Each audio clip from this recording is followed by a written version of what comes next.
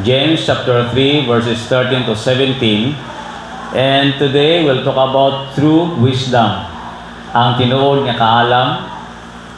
And siguro mangutana ta, napaday tinuod sa kaalam. I mean, di ba kaalam is kaalam? Now in the Bible, there is what we call wisdom from above or heavenly wisdom. Now maybe sa atong una, ang kaalam katong mga nga suma cum laude sa ilang eskwelahan, mao tong tinuod nga kaalam. Well, that is also true. Kaalam na sila, wisdom gyapon ang tawag ana. I just heard the speech of a summa cum laude from UP Diliman, and I like it. Gusto ko ang iyang pag-deliver sa iyang speech. Now that is also wisdom, but today we'll talk about wisdom from above or true wisdom. It's because usahay maguno na ta, well, I have knowledge. Okay na siguro ni that I have accumulated a lot of information. Pero matawag ba nako ni siya nga wisdom? You know, knowledge and wisdom are two different things kung atong yun striktuhan nga pagsabot. It's because wisdom is something that you apply.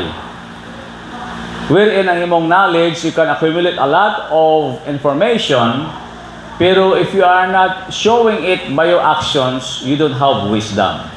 I don't know if you would agree. But the Bible, mo na ang iyang context diya. Nga ang tinuod ang kaalam is not a mere thing that you will just tell people of what you have learned. It is by showing it by your actions. You know, in James chapter 3, nindot kayo ang deliberation din ni Apostle James o ni Brother James is because sa iyang pag-deliver din iyang gipasabot nga kining di ay ang kaalam usa ni sa kamanindot nga butang kung atong maposes. You can have a lot of learnings, but still you cannot have wisdom. Pwede ba na nga daghang kag nahibaw-an pero wa kay kaalam? Pwede. And there are three things I want to show this morning kung sa diin masabtan nato nga ang tinuod nga kaalam naday ni say mga characteristics. Dapat maangkon nato na. O unsay pulos ngano nagtuon ta. Kasi you can have a lot of stored knowledge pero nagiging dull gyapon ta. Iron sharpeneth iron ingon sa Bible. And kita naminaw gid ta sa mga tao nga puno gyud sa kahibalo. Especially kung may kaalam. It's because you want to be like them. When Jesus was here on earth, He was called rabbi or teacher. O daghan gyud nga paminaw niya tungod kay gusto pud sila maging teacher pod. In James chapter 3, we can learn here that a lot of people wanted to become teachers. It's because being a teacher, nindot na siya nga position. Kaya nga naman, you are the one in charge of distributing those knowledge. But sometimes nagiging sayop siya nga tinguha is because lahi ang ilahang tumong. Si James nagistoraan tungod kay nguban lahi ang ilahang mga motibo nganong gusto nila maging teacher. You know, I have mentioned last Sunday about the exorcist nga gusto po niya makaangkon sa abilidad nga makakast out of demons. Wherein nagitan sa Diyos ang iyang motibo, even sa Satan, kabalo siya ang demon. Mamaingon niya nga, I know who is Paul, but I don't know you. I know Jesus. So, sometimes sa atong kinabuhi, we have, the strong desire, but we do have a wrong motive. Nindot na may strong desire ta, pero dapat ubanan sa mayong atumong. Now, what wisdom can do for us? As I have mentioned before in our message, one of our messages, that wisdom is the proper application of knowledge. Mauni diya ang kahibalo nga kung sa diin atong gi-aplikar sa atong matag adlaw-adlaw nga pagkinabuhi. But the Bible says here, number 1 or first, what is true wisdom? True wisdom does good works. Now, look at me in your Bible. I hope you have a Bible with you. James chapter 3 verse 13, the Bible says here, "Who is a wise man and endued with knowledge among you? Let him show out of good conversation his works with meekness of wisdom." Now, James is challenging them. Tinuod ba nga naamoy kaalam? Kung tinuod nga naamoy kaalam, your wisdom does good works. Ang inyong kaalam na ay bunga nga maayo. Kaya ang tinuod nga kaalam nagabuhat og maayo. Makita nato sa Biblia nga daghan pod mga mainalamon sa tanaw nila, the Sadducees, the Pharisees, the Zealots, muning mga sekta sa una contemporary ni Jesus, nga ang ilang hilig lang doon sila paghatag og kritik. Now, very critical. Nga kung sa din, mangita lang kung unsay sayop, unsay kakulangan. Pero they have this appearance na sila mga Diyos nun, pero di ay ang ilang buhat taliwas sa ilang inalitok. Now, muna itong bantayan karon mga kaigsuonan is because maybe we are becoming a modern Pharisee. Jesus Christ described a Pharisee nga they are like the tomb, nga painted white, the sepulcher, but inside is full of bones. Puno di ay sa gitawag ng mga bukog, and we don't want that. Yan to gusto maging anata ang itong description nga it appears na kita mga balaan, mga religyoso, pero ang atong binuhatan sikwahi sa atong gituuhan. Last Wednesday, I brought to you the James chapter 1, verse 26. The Bible says here, "If any man among you seem to be religious, and bridleth not his tongue, but deceiveth his own heart, this man's religion is vain." Maski maingon pa ta nga every Sunday we go to church, I and my family, we do this, we do that. Pero gani kung ang atong binuhatan sukwahi sa atong ginalitok, then our religion is in vain. This is what the Bible says. Not only you are deceiving yourselves, but also your religion is in vain. Now, there's no problem of being proud of your church. Pero kanang usahay imong systematic theology, ang imong kaalam kahibalo, ang disadvantage usahay niya na kay ngano man mo lead kanimo sa garbo. And no matter how good you are in doctrines, kung ang imong attitude o imong binuhatan sukwahi sa imong tudloan, then you are still wrong in their eyes. Do you get me? Maski unsa patada gasinggit, sige tag istorya, sige tag social media, sige tag radyo, television, or whatever platform atong gamiton, maski unsa kanindot sa atong katudloanan, kung atong kinabuhi o atong actions or itong mga binuhatan sukwahi sa gitudlo sa Biblia, then it is profitable still. And this is really the challenge sa atong tanan. Kaya nga naman, usahay kita naging puffed up, nagadako na lang atong ulo ba? Sa kadaghan natong natunan sa Biblia, gusto sa Dios nga naatay gitawag action. Gusto sa Ginoo nga naatay paglihok. Dili nga kita taman lang sa kahibalo. Kaya nga naman, pwede nga daghang kanibawan, pero gamay ang imong kaalam. Dapat dalawa atong kailangan. Naatay kahibalo o naatay kaalam, nga kusa din masabtan nila ang atong pagtuo, tinuod gayod. Kaya nga naman, real faith, mo-produce gina siya sang good works. Naasay action. Mabitaw na ang gitawag atong good facts makes good ethics. Kung maayo ang imong mga butang na nadunggan, dapat na ikausabang sa imong kinabuhi. Right method of interpretation will lead to sound doctrine and eventually it will also produce good behavior. Kung wa kay maayong kinaiya o di maayo ang imong binuhatan, do pasabot you have the problem with your doctrine. Kung di mao pagsabot mo, you have the problem with interpretation. Munang wa ka kaangkon sa tinuod nga kaalam. When Jesus Christ speak about meekness, ingon diri sa Biblia in James chapter 3 verse 13, His works with meekness of wisdom.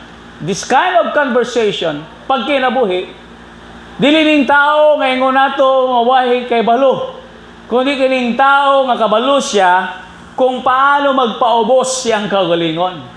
Strong but gentle. Di ba? Ma-remember nato atong mga fathers, atong mga amahan, nga sila mga strong, ang ilang mga kamot, kalos sa pagtrabaho. And we have fathers here, ngayong anak. But it comes to the children, ang ilang mga kamot, very gentle. And that is wisdom. Muna ang ipakita ni Kristo Jesus kanato when He was here on earth. He is the best model nga naman. Makita nato ang iyang kaisog sa pagkatubang sa mga dautan ng mga tao with wrong motives. Still, nagiging firm siya, nagiging tough, but He remains compassionate to those who are in need. Katong mga naay bakol, naay ginawang sakit, maski gipang gutom, iyang gipakaon. Mao nang tinuod nga kaalam, mga igsoon. True wisdom does good works. Kung ang imong kaalam is just a stored knowledge, kung walay output, useless. Useless. Mabitaw na yung mga ginikanan, ilang gin-encourage silang mga anak-nak, panrabaho na. Na yung mga bata usay, di ganan mong trabaho, gusto pag tuon, nga tuon. O may problema, sige kag tuon. So dapat, imo po rin apply, imong gitunan. Kaya nga naman, para makabenefit ka, o ang ubang tao, makabenefit. So we can find in these verses, nga gusto sa Diyos di ay, nga naatay strength of character. Nga may tinuot nga kaalam, and it does good works. The second one, mga igsoon, in the Bible, we can read here, in verses 14 to 16, but if ye have bitter envying and strife in your hearts, glory not, and lie not against the truth. This wisdom descendeth not from above, but is earthly, sensual, and devilish. For where envying and strife is, there is confusion and every evil work. The second one is it demonstrates good attitude. We can find here, these are the bad attitudes. But true wisdom is the opposite. Dapat kini mo hatag sa mayong kinaya. There must be conversion. Na translation. Mabitaw ang tinuod ng anak sa Diyos, if he is truly a born-again Christian, dapat may kausaban siyang kinabuhi. There must be the real transformation. Genuine faith produces real transformation.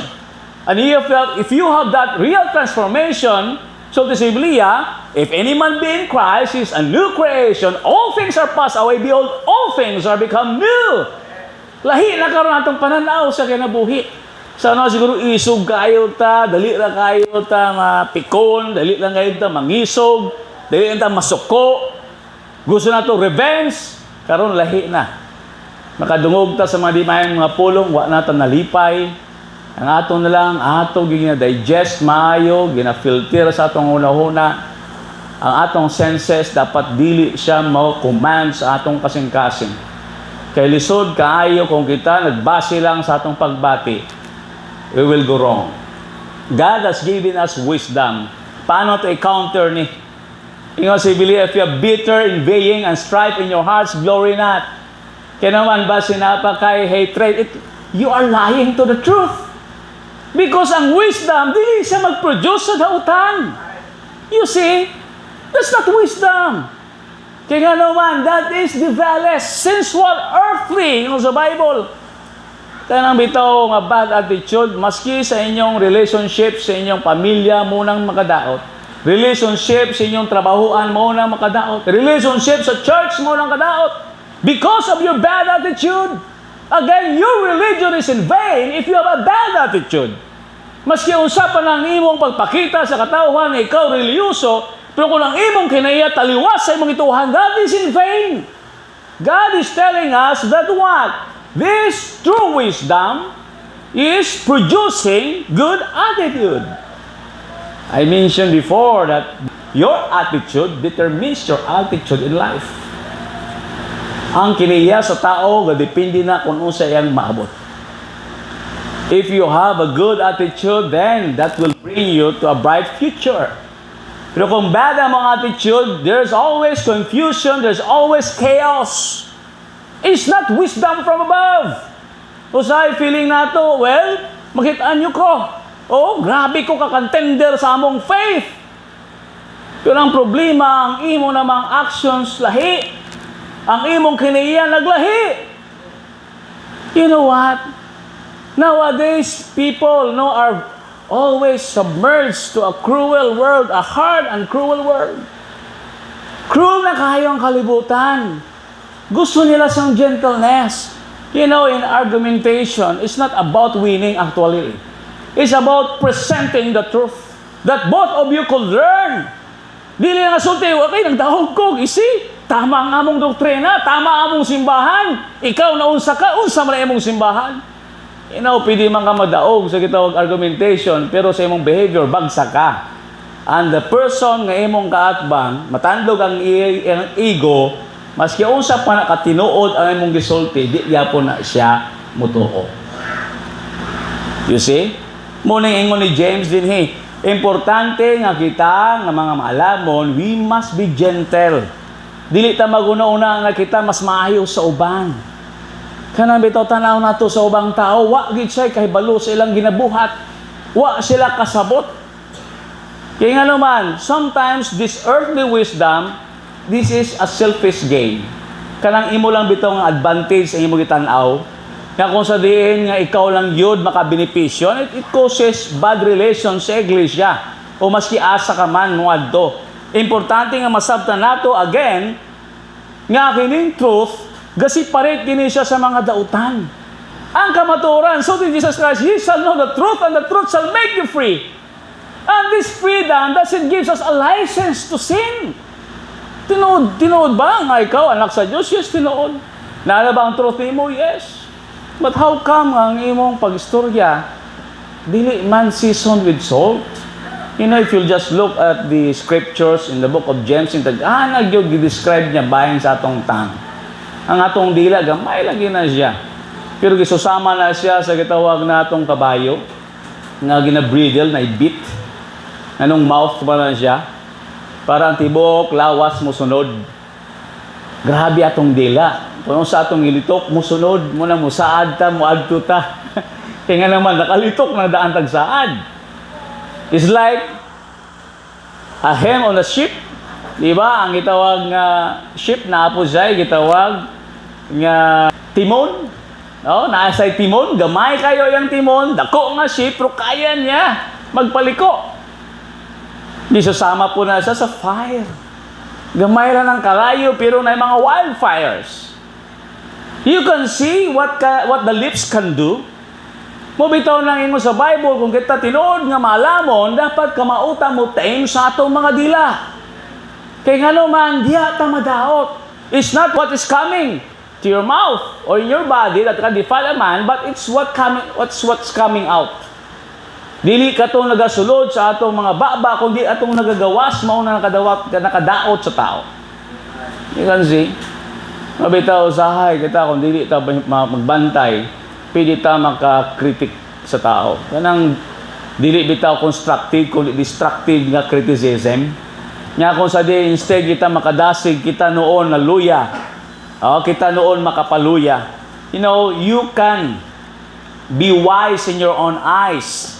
Pero gusto sa Ginoo, God wants us to be wise, knowing that God is wiser than us. And it will make us humble and gentle. You know, sa atong kinabuhi, kita ma-provoke. Especially kung natin mga selfish ambition, na ma-provoke ta ba? Natin kagulingon di ay nga agenda, tapos maunahan ta. Naapay mas clever nato. So ang Biblia gatudo nato nga kailangan natay good attitude. If you can see, in the scripture na ay envying kanang jealousy, na ay strife, there is confusion. This is not of God. Kung ang simbahan ninyo puno na sa gitawag nga kalibog, puno na sa kalito, sa kagubot, this is not of God. Maski maingon ta dapat ang tama masunod. Unsay tama diha? Mabasihan atong ma-measure ang tama, depende sa outcome o sa result. Kung kana nagresulta og kalibog, dili na tama ang inyong gibuhat. Because God is not the author of confusion. Nga nalibog mo sa simbahan is because your administration naasay mga hidden agenda. Sa Christian theology, mo summer class, as CSA, na may church administration bud nga subject. Isa sa mga butang no nga importante nga masabtan kung unsa ang tumong og tuyo sa leader kay maski unsaon depende sa imong pag-administer, sa imong management. If you are exercising a democratic polity sa imong iglesia, dapat transparent ang tanan. Ma-financial man na siya o gitang roadmap sa inyong progress, dapat tanan ma-disclosed. Dili pwede nga taguon because you want all the members to participate, to be involved. Pero kung nakakay sarili nga agenda, then pag matandog na siya, maglahi na imong kinaya. Why? Because of your self-interest or personal gain. And that's the problem. Why there are divisions? Because of personal interest. Dili na tungod sa doktrina. Tungod usahay na sa kinaiya. You can see? Jealousy. Kanang mainggit ba? Di ta gusto magpailalom. Gusto kita mo labaw. And that is not the wisdom from above. And it's sad. Oh, we give criticism to others. Kaya nga naman, tanaw nato sila, naglambo sila, and we don't want them nga mag-flourish. So sa iglesia, makita nato sa bulatong sa Diyos, it doesn't work that way. Because true wisdom, it gives us good behavior.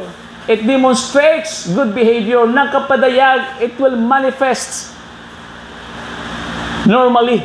Kanang bitaw nga natural lang, dili bitaw nga pinugos. The third one, 17 and 18. But the wisdom that is from above is first pure, then peaceable, gentle and easy to be entreated, full of mercy and good fruits, without partiality and without hypocrisy.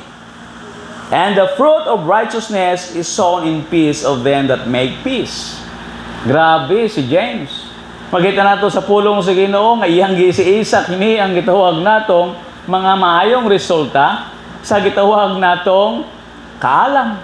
Ang tinuod nga kaalam, not only it does good works and it demonstrates good attitude, but also it directs good approach. You see, kung ang imong kasing-kasing puno ka sa kalipay o kalinaw gikan sa Dios, eventually and naturally mo gawas na sa imong personal nga kinabuhi, sa imong actions. You know, usahay masiyon sa pakanindot sa atong mga programa, kung atong approach dili mao, di ataw say masango. Kana bitaw ang ilustrasyon kanunay, maski yung sa pakalami sa pagkaon, ihatag mo zero. Pinaypay ba na nga saging. Kung imo ning hapak siyang nawong, mao nang natural. Dili na sa mukhaon. Sa imong panimalay, kung na kay bisita, tapos maski unsa pa imong kalami sa pagkaon, tapos imo ang approach, mingon ka, kaon na diha. Oh, asa ka gikan? Batong anak, kung natay bisita, kaon na diha. Murag mawat, mataggana ana, di ba? Now, for those who are businessmen, nga na dinhi, nga na may mga tindahan, karinderya, di ba? Kung mag-offer ta sa atong pagkaon, sa atong customer, o unsa man nga baligya, di ba? With a smile. Dapat mabati nila nga kita accommodating, masikapoy na gud ta. It's because we want them to be feel welcomed. This is same with our church. Maski usa pa katinuod sa atong ginapangwali dinhi o atong gitun-an dinhi sa pulong sa Dios, pero kan translation anab sukwahi. Dili ta mahimong panalangin. It's because why? Because we are not friendly, we are not warm, we are not understanding. Pagsulod sa atong bisita o masikin sa man, dapat with warm welcome. Kamusta ka na? Igsuon. Okay ka ba? We prayed for you. Dapat sincere. Tinood.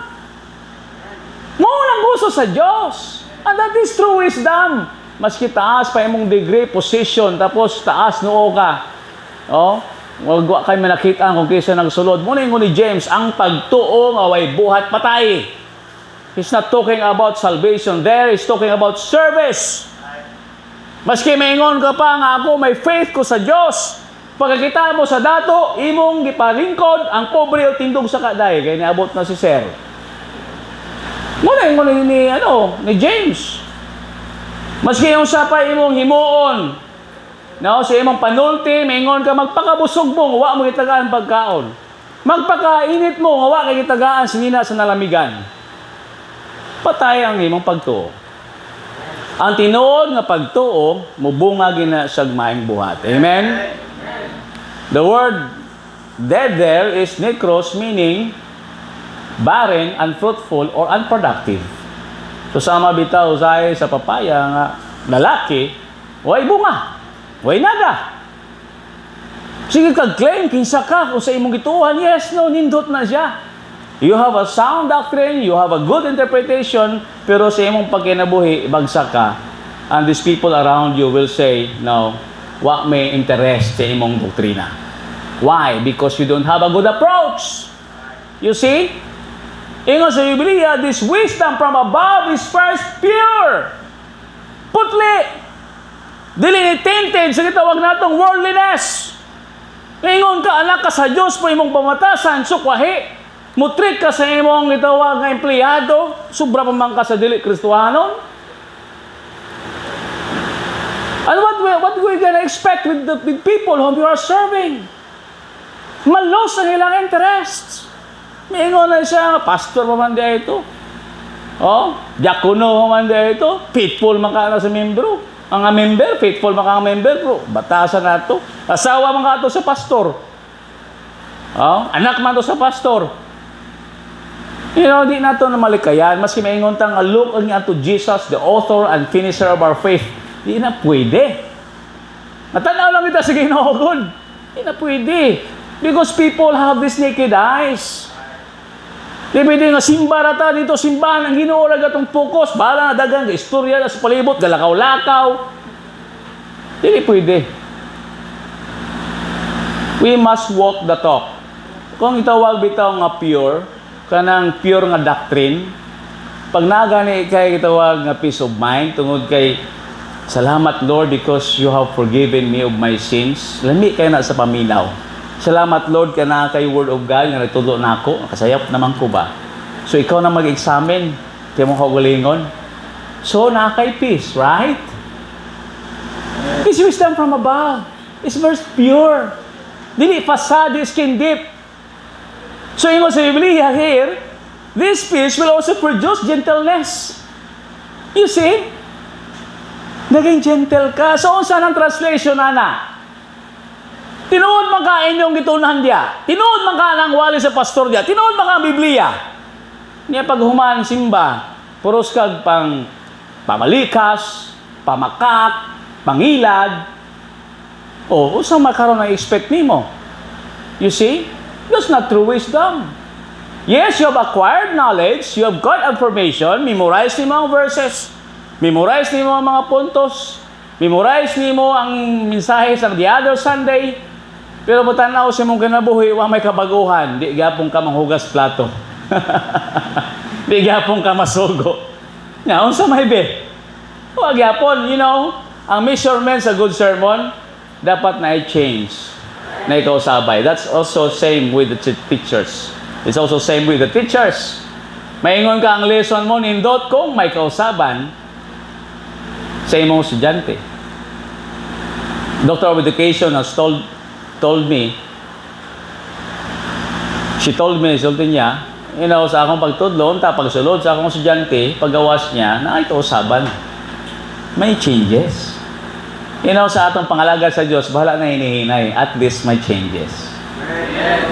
Last Sunday, I was able to ask, you know, what makes you, nga, muatin simbahan, kaya ang iyang partner daw na changes. You see? It's because of God. Amen? Kaya mo ko ng pure gold, ang Word of God, mulihok sa mong kasing-kasing with the Holy Spirit. Tabangan ka sa Diyos. Basta willing lang pod ka. You know, that's the best gitawag nato ng advertisement. Ang advertisement sang bag-o nga kinabuhi. Ang advertisement of a changed life. No matter ang imong simbahan di gamay ra ang imong signboard, wa kay kwentro ang tao mo dugok mo simba ko ngano man didto na ko'y serenity, na ako'y kalinaw. Kay ngano man everyday ting daghan na ako makit-an nga di mao. Di mao nga mga pamulong, di mao nga mga posts. Gikapoy nako. You know, paabot pa naman sa simbahan, naagapoy ning ana. Basta sister. Pero wala gay sa kwan, na mamili-mili. Tapos ang uban to the extent mga alcohol pagkauman kamusta. Ako ga fist bump lang ko kay naman gusto ko ma-protect mo kung ako sipon ay ano para dili mo contagious ba. Pero dapat sincere ang imong pangamusta. O kanang bitaw gikan sa imong putli ang kasing-kasing nga na kay kalinaw na kay gentleness. O sa no.